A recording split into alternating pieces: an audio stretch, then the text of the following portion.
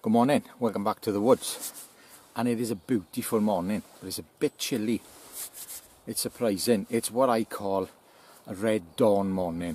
And if you're of a certain age and you used to be into the film Red Dawn, which is one of my personal favourite films, you'll know what I mean. Lovely, crisp, bit of a breeze, cold, red dawn morning. Well, what I'm going to do now, light the fire as usual, and I've got a knife here which I pulled out of my collection last night, and I thought I haven't taken that out, and this is the Falkniven Thor. Quick story on the Thor. When these came out I bought one, but I sold it to buy something else, and I was always sorry I did, because it's just such a pretty knife, and it's a good knife. But I always found it a little bit light for chopping, and when I bought the modern Bowie about 2 months ago, not long afterwards this came up for sale, so I snapped it up. And it's an early one. I know it's an early one because it's got this pretty big awful sheath, and I'm saying it's awful. The only reason it's awful is because of the belt loop.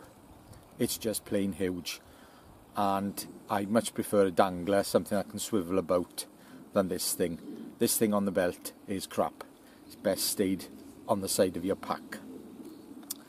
So I'm going to use the Thor. I've got Old Faithful, and Old Faithful's had a bit of a facelift.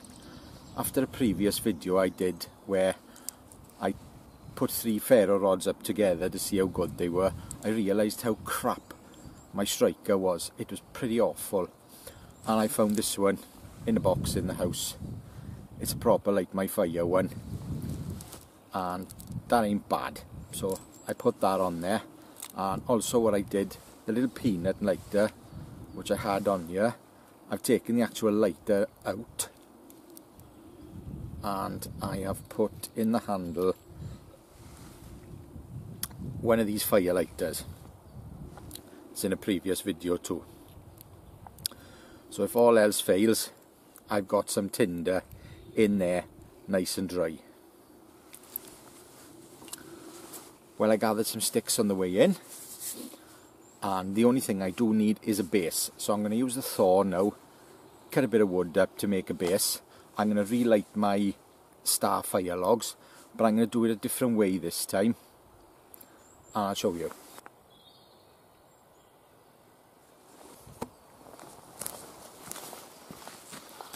I'm going to light the fire by here and light the ends.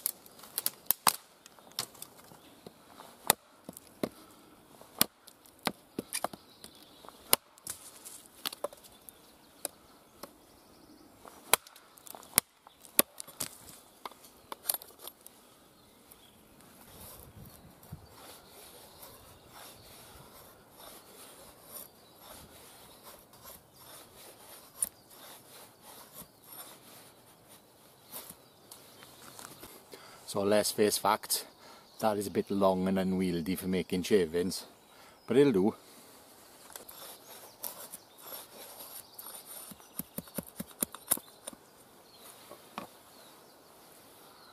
If I can get a few of them, we're in business.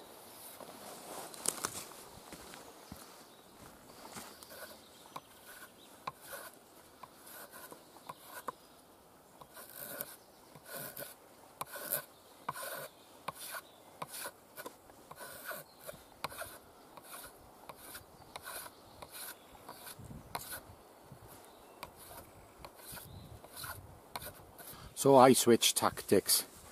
He really didn't want to play ball, so I thought, well, I'll just get a bundle of shavings instead.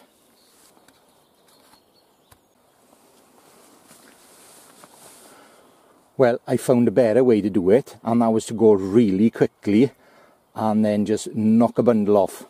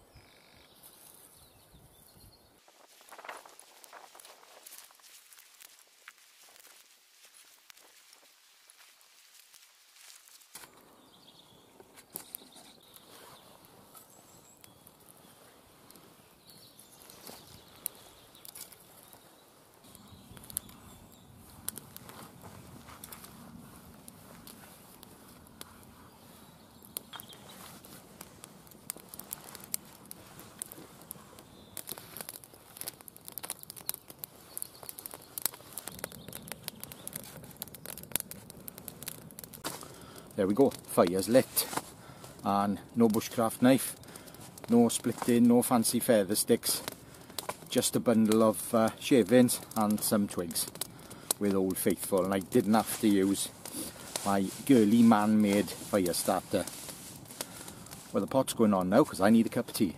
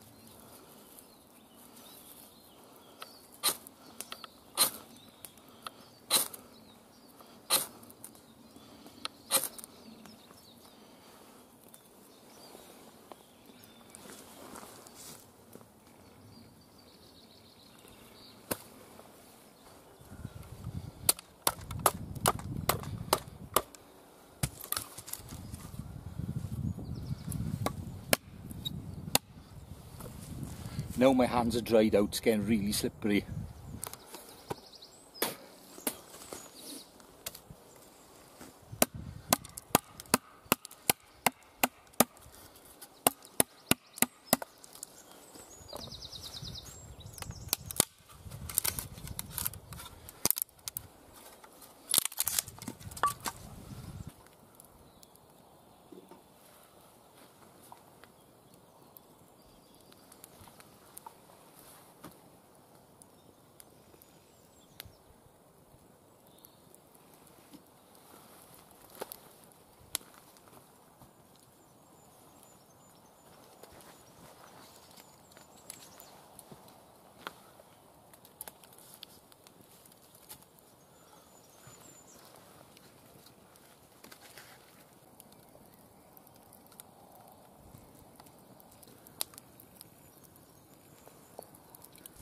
Well, tea has been drunk.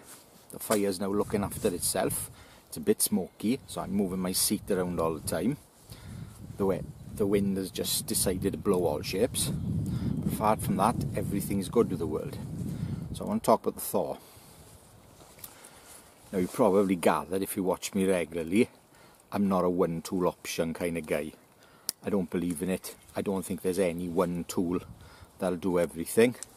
But a Bowie this size comes reasonably close in my opinion. But this has its failings. Number one failing, the handle. It is slippery. And if your hands are very dry and cold, or wet and cold, chopping with this, it's no good. That's one of the reasons I got rid of it in the first place.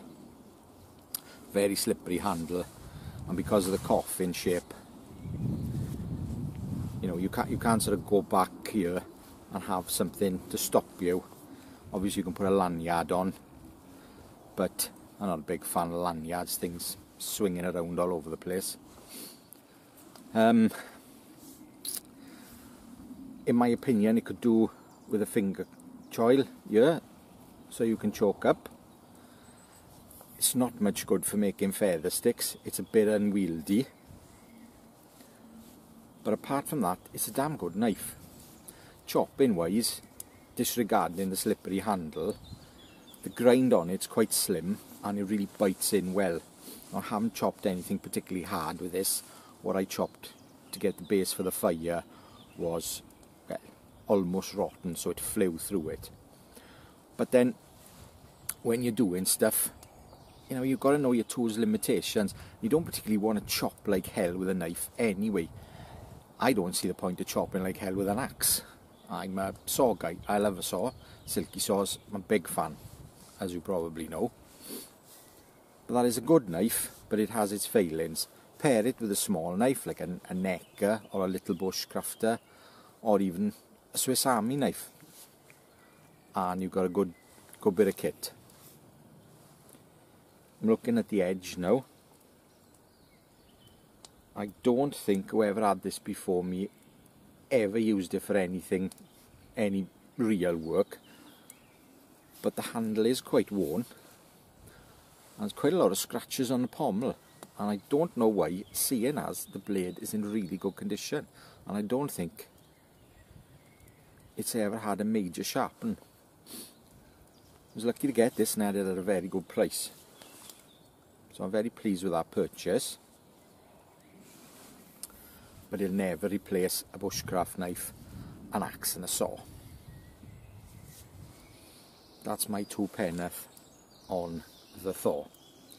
Lovely knife, great steel. I like VG10, I think it's great. A lot of people, you know, knife steel nerds aren't that fussed on it, but I'm not a steel nerd, I'm a user. So I don't mind putting a steel over it or putting it on a polishing wheel. Does not bother me at all. The Thaw.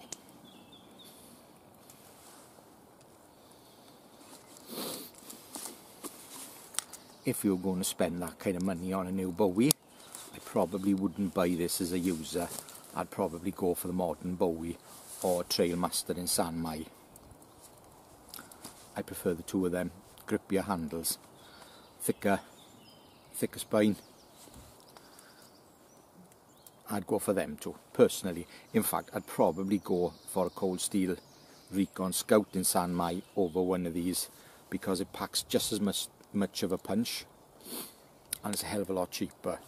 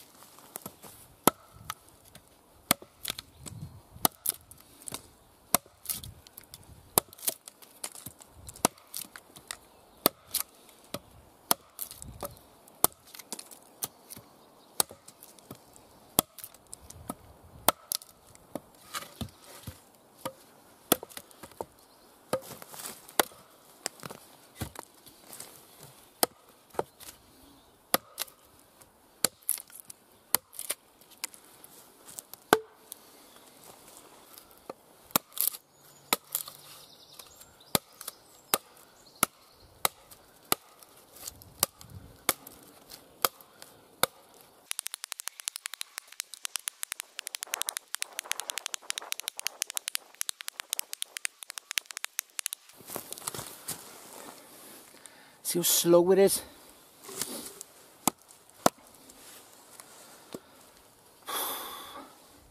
It's hard work chopping with a knife.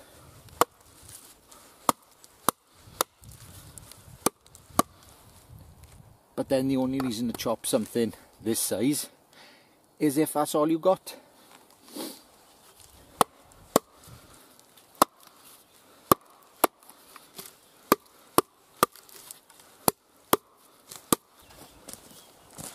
Thor's hammer.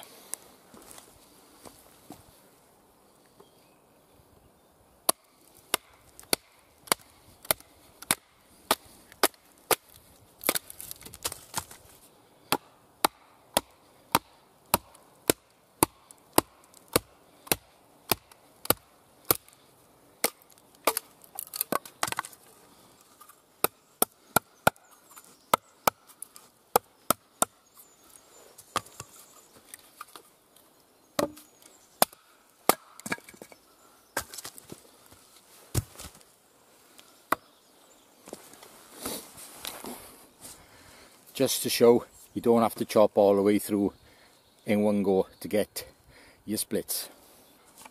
Same thing with the saw, just ring it, take splits off.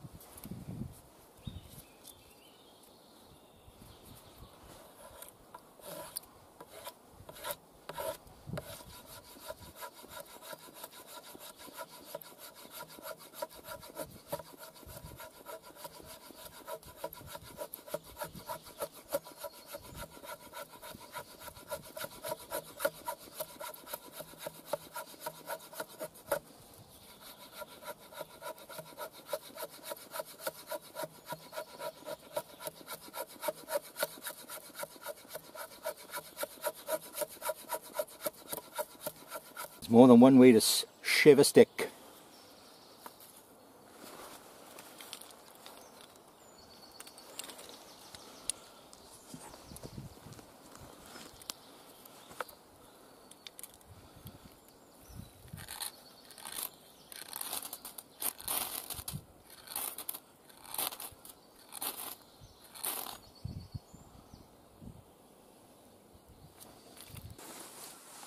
Well, that's all the chopping, splitting and fire lighting I'm going to do for today.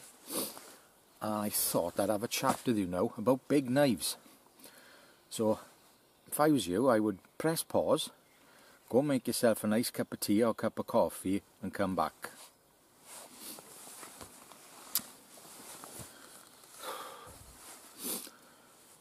Now, if like me, you're a child of the 70s and 80s, and I was born in the early 70s, and I grew up in the 80s. And when I got into survival, it was called at the time, everything was big knives. Obviously, Uncle John Rambo played a part in that with his stunning Jimmy Lyles, and that's what everybody wanted, was your 10-inch blade sawback survival knife. And to be blunt, we know now they're pretty crap. Over the years, I've had quite a collection of hollow handle survival knives, and most of them are gone. I sold them because, well, I sold most of them because I wanted to buy a new car. So, must have been about £2,000 worth went to go towards my car. But I don't really regret it because I wasn't using them. By that time, I'd got so into axes, saws and smaller knives that I wasn't using them anyway. At one point, I think I had 11 Chris Reeve hollow handle knives, which I loved, but what's the point, let's face it. I had 2 Vaughan Neelys, which, to be fair, were a pile of shit. The saws didn't work on them. If you did any chopping with them, they would just turn around in your hand. The handles were too slippery. When you looked inside, they were basically just a nut filled with epoxy. So that didn't inspire confidence, so I did not like the Vaughan Neelys. Didn't like the sheaths, they were awkward to get out, didn't like them at all. Chris Reeves on the other hand, they were great. And I've still got 3 left.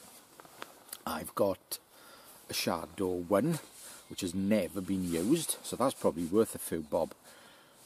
I've got a Shadow 4, which was my main user for quite a few years. And I've got the small one, the Shadow 3, and that's all I've got left. And I got 2 Sebenzas, but then they're folders, so that doesn't count. I've got a Robert Parish 8-inch Survival, which, to be fair, if it wasn't for the round handle on it, is an excellent knife. And I'm going to bring that out one day and do a bit of work with it. And I think that's worth about $1,000 now. It just needs bead blasting because there's a bit of wear on it. But that is a good knife. I do rate that knife. What else have I had? I've had a few Rambo clones, which were shit. I've got one, which I've never used, which my wife bought me for my 40th, which is an Andy Wood First Blood copy. And that has been my grail knife, so that never gets touched. But I did buy another one before she bought me that, because I had to use it. And I took it to the woods on a weekend camp out, and I realised it was crap. It was no good for anything. The only thing it did do good was feather stick. It feather sticked really well. The saw just bound. The front end of it was too light for any chopping. I wouldn't have prized anything with it because the tip would have definitely snapped.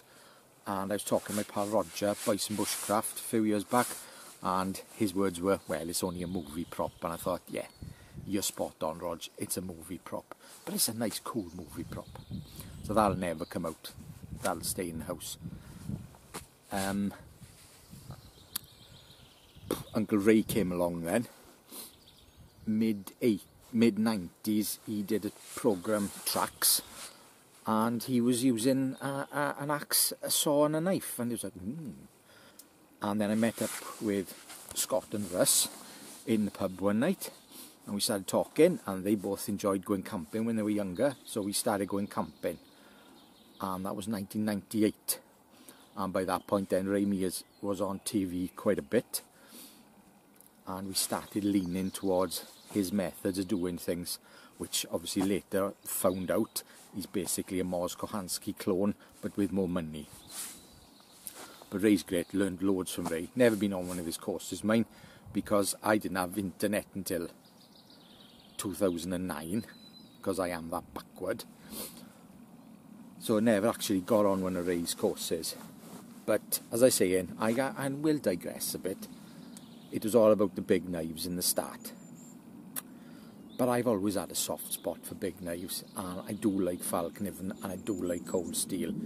Granted, Cold Steel have gone a bit downhill with their quality in the last few years, but the Trailmaster in Samai, the SRK Samai, the Master Hunter, fantastic knives, yeah, they're just great.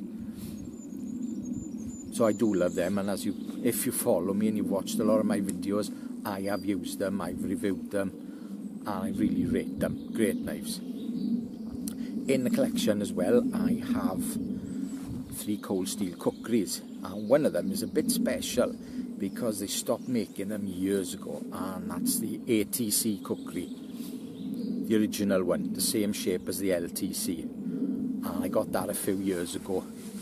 It wasn't cheap, but I really wanted one, and I've got one of them, a Gurkha cookery in carbon, and my old LTC, which I've had since 1990 or 1991. So there's a few there that are quite old, and it comes out once in a blue moon. But modern big knives, they're good, you know. Okay, Tops do a few with sawbacks, which, you know, a sawback with a coated blade is just not going to work. Crap. Wouldn't bother. And I've had one once, and I didn't like it at all. The one big Tops knife I have got, which is a piece of work, is the El Chete. That, if you want to buy a big knife for chopping, that's the one. But it is really heavy. You know, if you're not particularly that strong, I wouldn't bother with it because it could be quite unwieldy, but I like it. Yeah, Becca do some good big knives. Don't like the handles personally, don't like the coated blades. That's why you won't see me with a Becca. What's the other one? Oh, of course, Essie, a good bit of kit. Randall, again, coated blades, don't like them. Handles are too square for my tastes. Yes, I can whip it off and put a micarta one on with a bit of shape to it, but I really don't want to bother because I like Cold Steel big knives and I like Falkniven big knives. So I'll stick with what I know.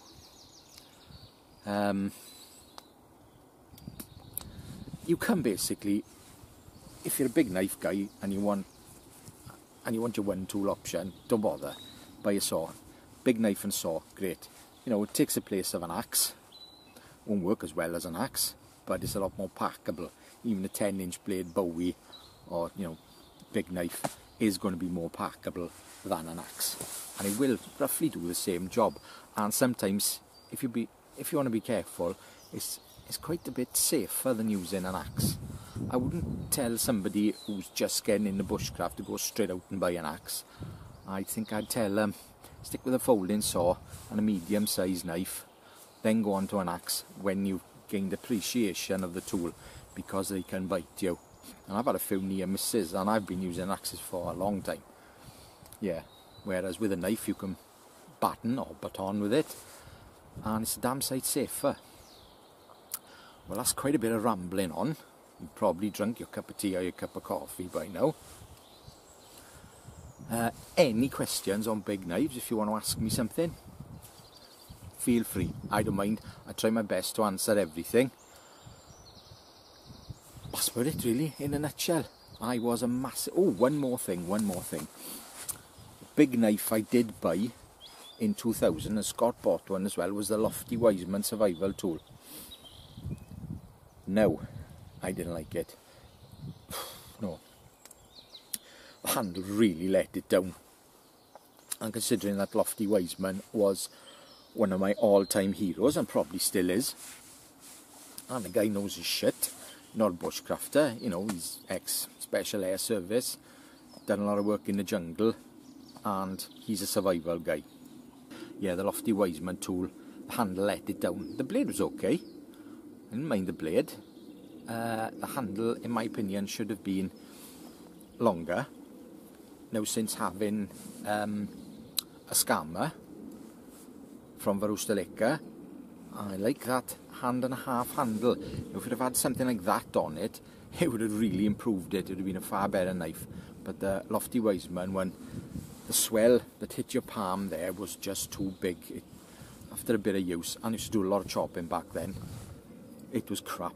So I wouldn't advise anybody to buy one of them.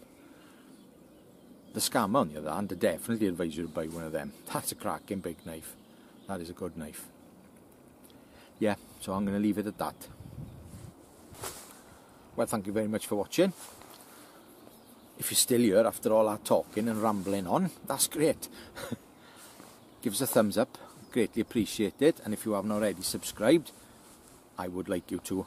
It would help me and my channel out greatly. Thank you very much. Until the next time, goodbye.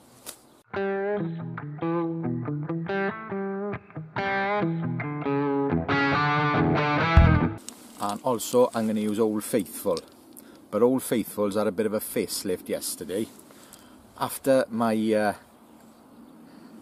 really stupid, no, start that again.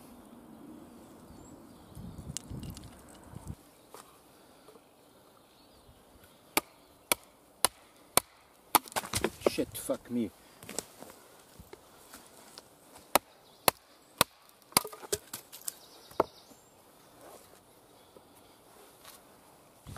It's always a lot easier after the event when your fire's lit and you're just playing around. This is me anyway. Seem to do it the hard way when I'm lighting the fire, and then when I'm having a play about, it goes really easy. That's life. I think it's because the camera's on me and I'm thinking to myself, gotta do this right so people don't think I'm a dick. But yeah, plenty of ways around things. Well, you're still here, so I'm going to share something with you now. Many years ago, when Scott and I went out to Canada to do a winter skills course with Mors Kochanski, on the subject of feather sticks, he said that a survival instructor should be able to carve 20 curls. Basically, what this meant was you should have such good knife control that you should be able to do 20 little curls. Now, this stick is a bit small for doing 20 curls. You probably need something about 18 inches long. Now, I can do 20 curls if I've got a long enough stick. So can you? Here's a question for you. Get yourself a nice straight grain stick. Try and do 20 curls. It ain't easy. Most I've ever done is 42. And that was a fluke, I don't mind admitting. I had a handrail set in the house which was perfectly straight, and I just sharpened up a knife for somebody, and I thought I'd try it out, and I managed to get 42 curls. Never done it since. I've managed about 25. I've probably got a few 15s on here, and I'm going to attempt a 20 curler. As I say, I think this stick is a bit thin. The secret is to use the tip.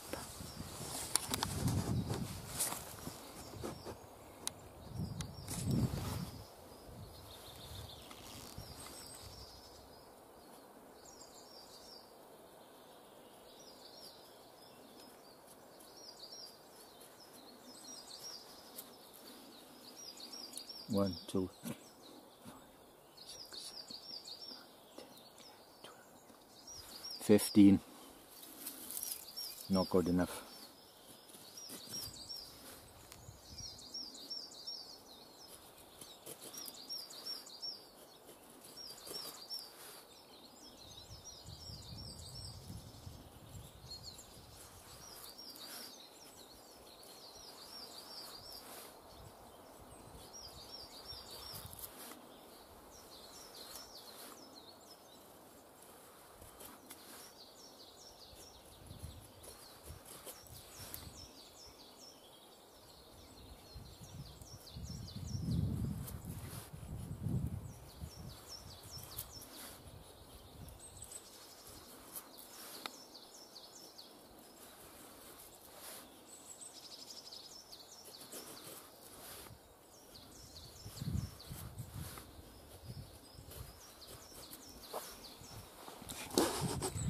Stick's just too short.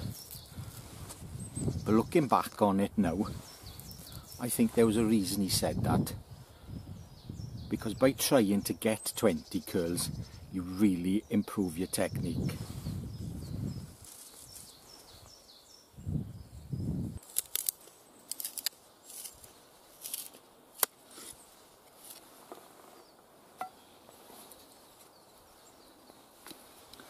I'm going to knock that off.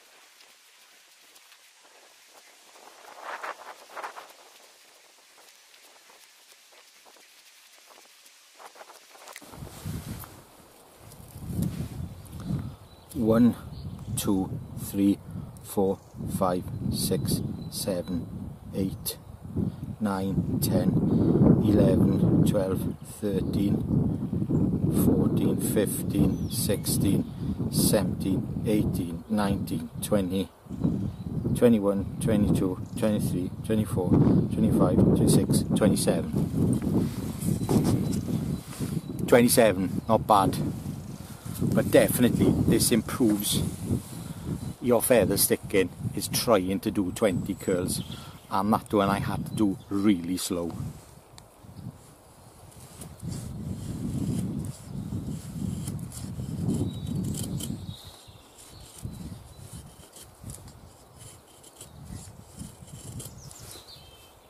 Feather sticks, quite addictive. Ta-ra.